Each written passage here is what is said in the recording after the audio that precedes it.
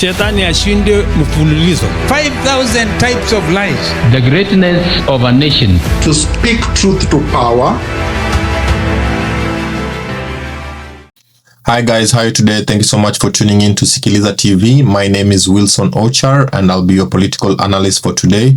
And in today's topic of conversation, I'd like us to talk about the speech of former DP Rigathi Gachagua during the former Ol Kalou MP, which took place today. And the many questions that Kenyans have asked is, did former DP Rigathi Gachagua outshine President William Ruto in Mount Kenya? And is this the beginning of a major political shift ahead of 2027? And if you're watching this channel for the first time, make sure you hit that subscribe button so that YouTube can notify you whenever we drop our latest political debrief. And to our loyal subscribers, thank you so much for always tuning in, because without your support, this channel would not be where it is today.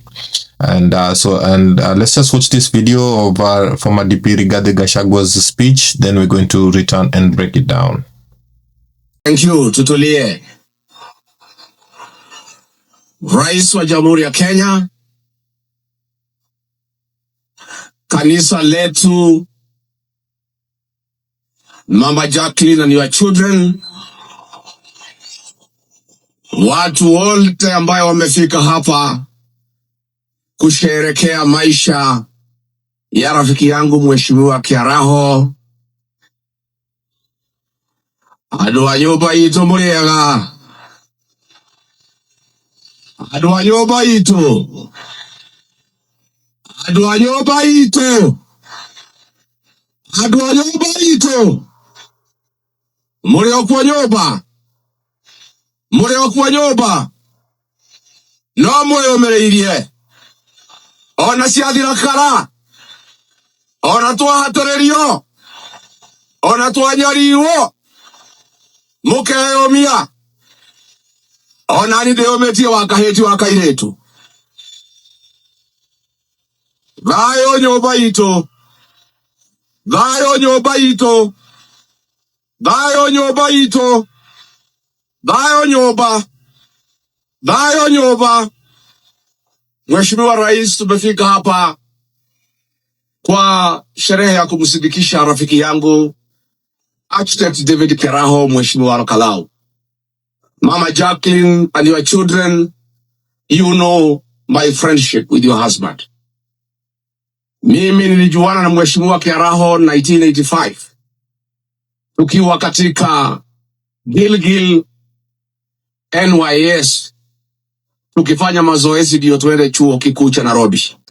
Wiki iliyopita nikiwa kiongozi ya kwamba Rais William Ruto apewe heshima yake.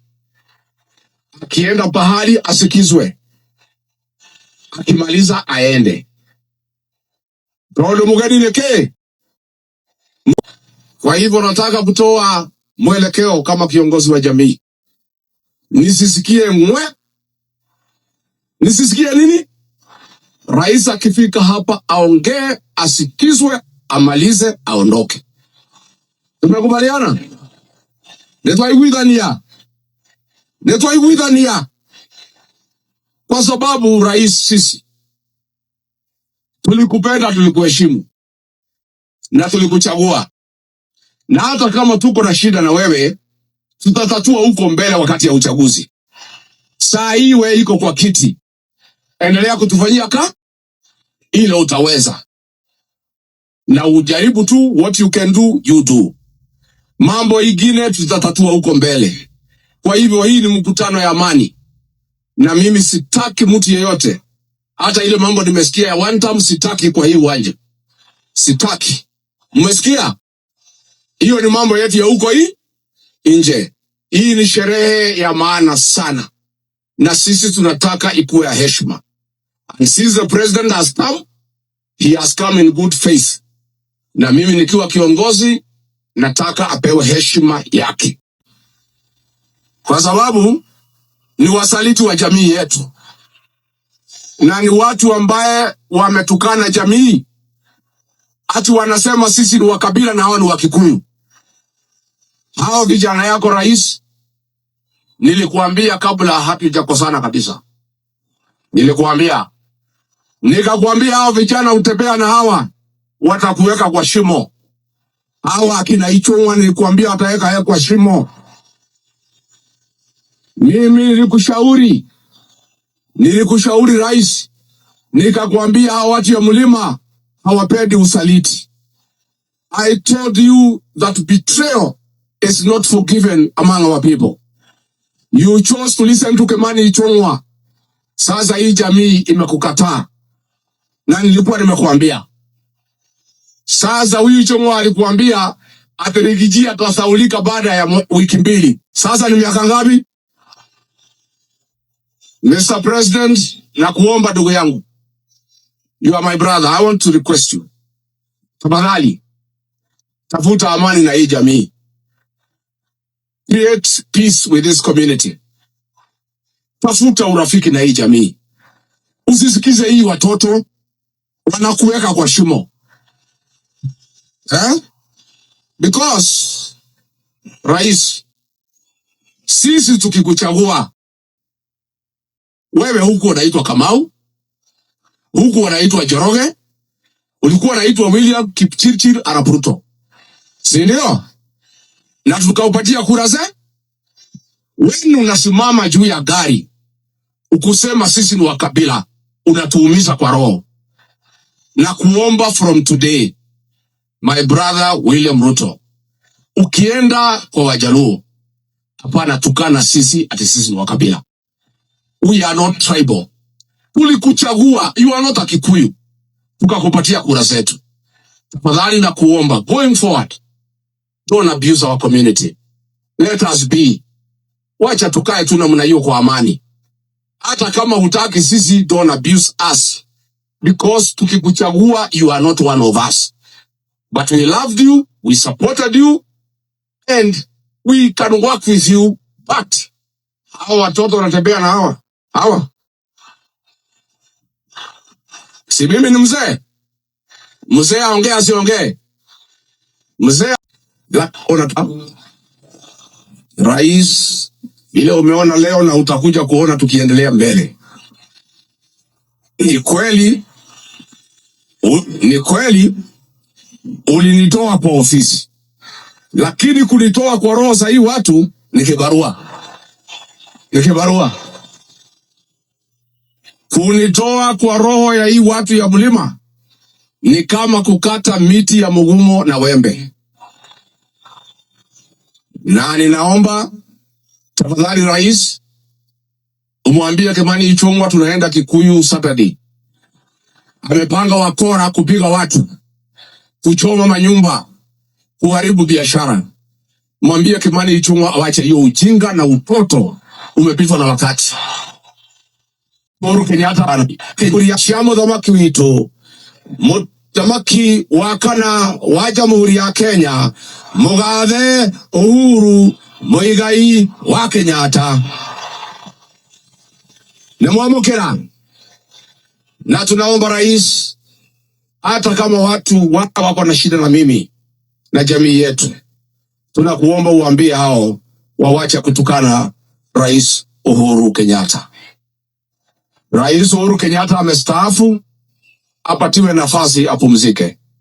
Alifanya kazi ambayo inaonekana, na ningetaka kuuliza hao watu wako wa broad based, tumeona wakitukana Uhuru Kenyatta huko Nyanza, wawache.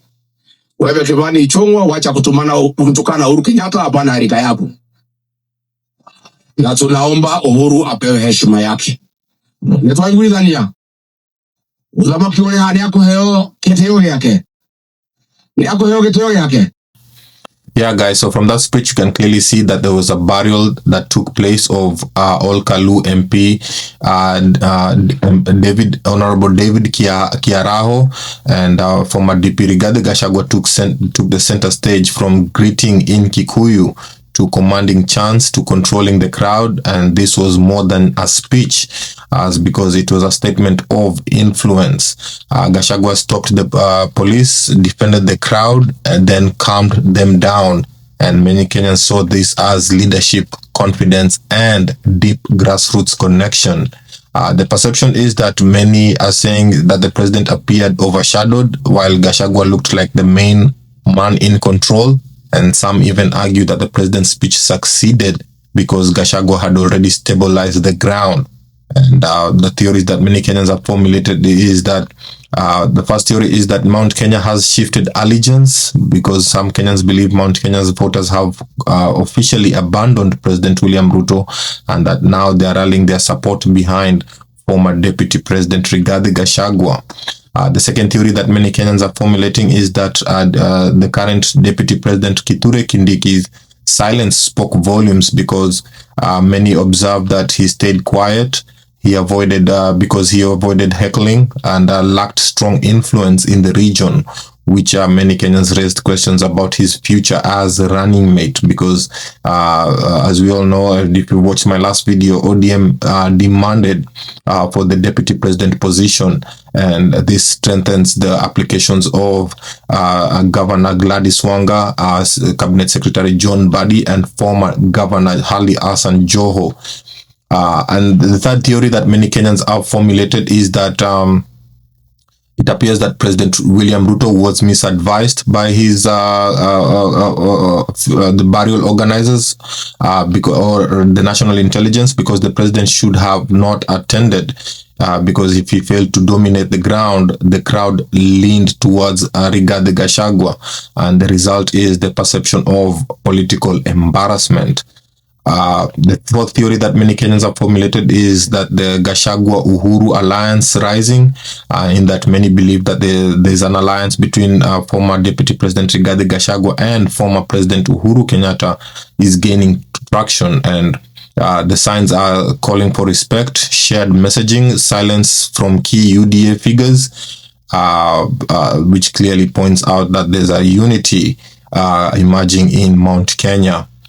And then from that speech also we can clearly see former Deputy President Rigathi Gachagua directly message to President William Ruto, warning him of being misadvised by Majority Leader MP Kimani Ichung'wah, and that he claims that impeachment did not weaken him, claiming that you can remove me from office but not from the people. And from that speech also, if you've clearly observed, it appears that former Deputy President Rigathi Gachagua outlined key issues, and he seems to be open to working with President William Ruto, in that he only set some conditions for him, for the president to work again with the mountain. And one of the conditions was to stop illicit brew. We clearly saw former Deputy President Rigathi Gachagua claiming that during his time in office, he was working very diligently to end illicit brews, and since he vacated from office through the impeachment, it appears that the illicit brew has returned, and therefore women and mothers in the community reached out to him to approach the president to address this issue of illicit brew. Therefore, this is one of the conditions that former Deputy President Rigathi Gachagua outlined for the president to work on for the remaining term in office, should they want to work together and seek friendship and peace with the people of Mount Kenya. The second condition that Rigathi Gachagua outlined for President William Ruto was to protect the churches. He clearly claimed that church members are frustrated and have complained about goons attacking congregants, and the former Deputy President Rigathi Gachagua has called for justice and people to be prosecuted for the attacks of members of the church. And the third condition that Rigathi Gachagua has called for is to ensure justice from the goons of the church, and generally for the people of Mount Kenya. And he also called for respect of Mount Kenya voters. We clearly saw that he claims that the current president William Ruto calls the Kikuyu people tribal. Yet he claims that when the people of Mount Kenya were voting for President William Ruto, they clearly saw that he was not a Kikuyu. They voted for him regardless, and therefore the remarks of being called tribal breaks their heart. And he called for respect for Mount Kenyan voters, and he asked the president moving forward he should stop referring Mount Kenyan people as tribal, because they were not tribal when they voted for him and to become president. And so the other thing is that there's a real test coming on, the Ol Kalou by-election that the MP David Kiaraho has passed on. The next political battleground will be the Ol Kalou by-election, and many Kenyans seem to say that if Rigathi Gachagua wins, then his influence is rising and UDA MPs may shift to DCP. However, if President William Ruto's UDA wins, then he still proves dominance and that Gachagua's power is limited. And many Kenyans are saying that this was not just a burial speech, it was a power contest, it was a political signal and a preview of 2027 general elections, and that battle for Mount Kenya has officially begun. And what are your thoughts? Let me know in the comment section. Did former Deputy President Rigathi Gachagua outshine President William Ruto during the Ol Kalou Nyandarua burial of MP David Kiaraho? Let me know in the comment section. Second question is, how's Mount Kenya shifted loyalty? What are your thoughts? Has Mount Kenya shifted loyalty completely to DCP and Rigathi Gachagua, or President William Ruto still commands a section of Mount Kenya? The third question is, the Deputy President Kithure Kindiki's silence strategic? Was his silence strategic? Let me know what are your thoughts. Was DP President Kindiki's silence strategic? Was he justified to remain silent, or was he supposed to say something or retaliate and say something to former Deputy President Rigathi Gachagua? The other question is, was President William Ruto misadvised to attend the burial? Let me know in the comment section. Was President William Ruto advised by his intelligence to attend the burial? The other question is, Gachagua's Uhuru alliance forming. What are your thoughts? Do you think the Gachagua-Uhuru handshake is about to happen? And let me know in the comment section. And also, who do you think will win the Ol Kalou by-elections? Will DCP or UDA win the upcoming by-elections in Ol Kalou Nyandarua? And lastly, if you watched this video up to this point, thank you so much. Like, share, subscribe. I appreciate your comments, your views. Let me know about your thoughts. And remember, we don't just follow politics, we question it. And as always, stay informed, stay critical, and stay tuned to Sikiliza TV. It has been my time. My name is Wilson Ochar. I've been your political analyst for today. And thank you so much for tuning in. And I look forward to seeing you again in my next video. Have a wonderful day. Bye-bye.